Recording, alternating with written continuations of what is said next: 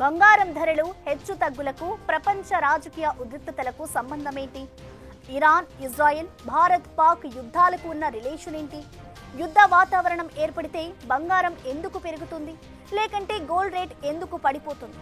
What is the link between gold rates and war situations? Have a look. దేశం సురక్షితంగా ఉంటేనే మన ఆస్తులు సురక్షితం, లేకుంటే అంతా బూడిదే. ఇది మొన్నటి ఆపరేషన్ సింధూర్ టైంలో తమిళ బీజేపీ నేత అన్నామలై చేసిన కామెంట్ల సారం. దీనర్థమేంటని చూస్తే యుద్ధం లేదా ఆర్థిక రాజకీయ అనిశ్చిత కాలంలో బంగారం ధరలు అనూహ్యంగా పెరగటం ఒక ఆనవాయితీగా వస్తోంది. ఎందుకంటే బంగారం ఒక సురక్షితమైన పెట్టుబడి సాధనం. ఘర్షణాత్మక సమయాల్లో ఆర్థికంగా తీవ్ర ఇబ్బందికరమైన పరిస్థితుల నడుమ పెట్టుబడిదారుల చూపు బంగారం వైపు ఉంటుంది. బంగారంలో పెట్టుబడులు పెడితే ఎంతో సేఫ్ గా ఉంటుందని భావిస్తారు. దీంతో బంగారం డిమాండ్ పెరుగుతుంది. తద్వారా గోల్డ్ రేట్స్ అమాంతం పెరుగుతాయి.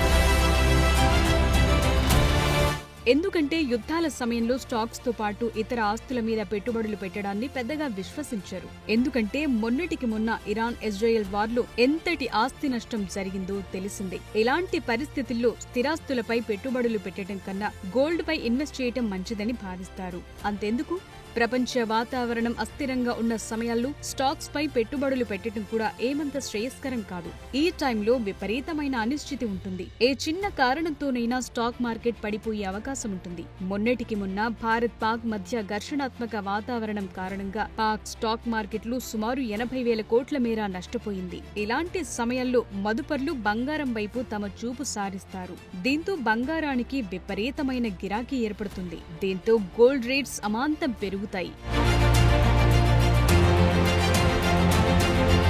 యుద్ధ సమయంలో మాత్రమే కాదు, ద్రవ్యోల్బణ సమయంలోనూ బంగారం డిమాండ్ విపరీతంగా పెరుగుతుంది. ఎందుకంటే ద్రవ్యోల్బణాన్ని సమర్థవంతంగా ఎదుర్కోవటానికి బంగారంలో పెట్టుబడి ఒక రక్షణాత్మకంగా భావిస్తారు. దీంతో ఈ టైంలో కూడా బంగారం డిమాండ్ భారీగా పెరుగుతుంది.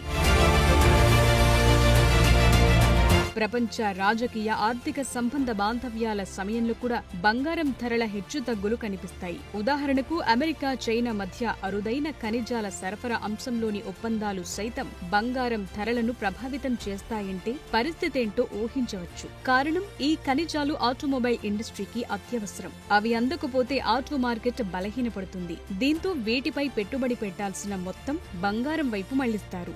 ఇదంతా ఎలా ఉంటుందంటే, చెవి తెగిపోతే చూపు మందగించినట్టే ఉంటుంది. ఇదెలా అని చూస్తే, చెవి లేకపోతే అతడు కళ్లజోడు తగిలించుకోలేడు. దీంతో అతడి చూపు మందగించే అవకాశం ఎలా ఏర్పడుతుందో సరిగ్గా అలాగే జరుగుతుందిక్కడ.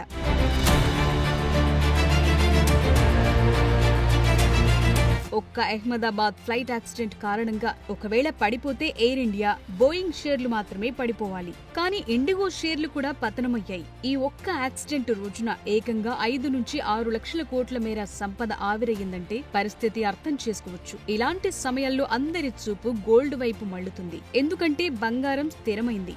కొన్ని భౌతికమాన ఆస్తులలాగా బంగారం అంత తేలిగ్గా ధ్వంసం కాదు. పైపెచ్చు గోల్డ్ ఎంతో సేఫ్ ఎసెట్ కూడా. దీంతో దీనిపై ఎక్కువగా దృష్టి సారిస్తారు మదుపర్లు.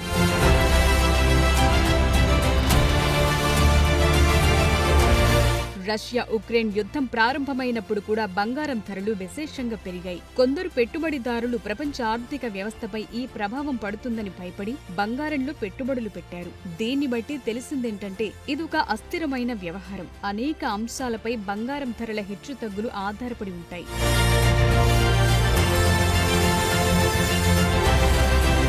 యుద్ధాలు, ఆర్థిక సంక్షోభాలు, ద్రవ్యోల్బణం, రాజకీయ అస్థిరతలు బంగారం ధరలను విపరీతంగా ప్రభావితం చేస్తుంటాయి. ఎక్కడో స్విచ్ వేస్తే మరెక్కడో లైట్ వెలిగినట్టుంటుంది ఇదంతా.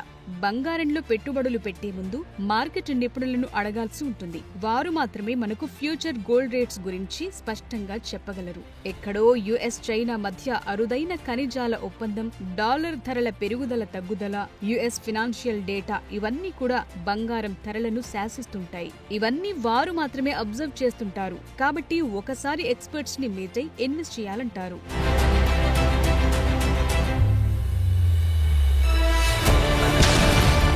ఇదంతా డిమాండ్ సప్లై మీద ఆధారపడి ఉండే అంశం. పెళ్లిళ్లు, పేరంటాలు, పండగ సీజన్లు కూడా బంగారం డిమాండ్ పెరుగుతుంది. ఈ సందర్భంగానూ గోల్డ్ రేట్స్ పెరుగుదల కనిపిస్తుంది. బంగారం ధరల పెరుగుదలను ఒక్కోసారి కృత్రిమ డిమాండ్ ని క్రియేట్ చేయడం ద్వారా కూడా శాసిస్తుంటారు కొందరు. ముందుగానే ఒక అంచనాకు వచ్చి బంగారాన్ని విపరీతంగా కొనుగోలు చేసి దానికి మరింత డిమాండ్ పెరిగేలా చేస్తారు. తద్వారా బంగారం ధర అమాంతం ఆకాశానికి అంటుతుంది. ఈ టైంలో తమ దగ్గరున్న బంగారం మార్కెట్ రేట్ కు అమ్ముకోవటం వల్ల భారీ లాభాలు చవిచూడొచ్చు. ఈ కోణంలో ఆలోచించే గోల్డ్ సిండికేట్ ఈ దిశగా కొంత కృత్రిమ కొరతను సృష్టించే ఛాన్స్ ఉంది.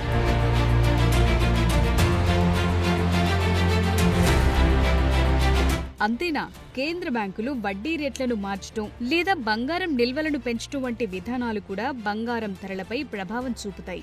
బంగారం గనులు తక్కువగా తవ్వకాలు జరిపినప్పుడు లేదా ఉత్పత్తి తగ్గించినప్పుడు సరఫరా తగ్గుతుంది. ఇది బంగారం ధరలను పెంచుతుంది.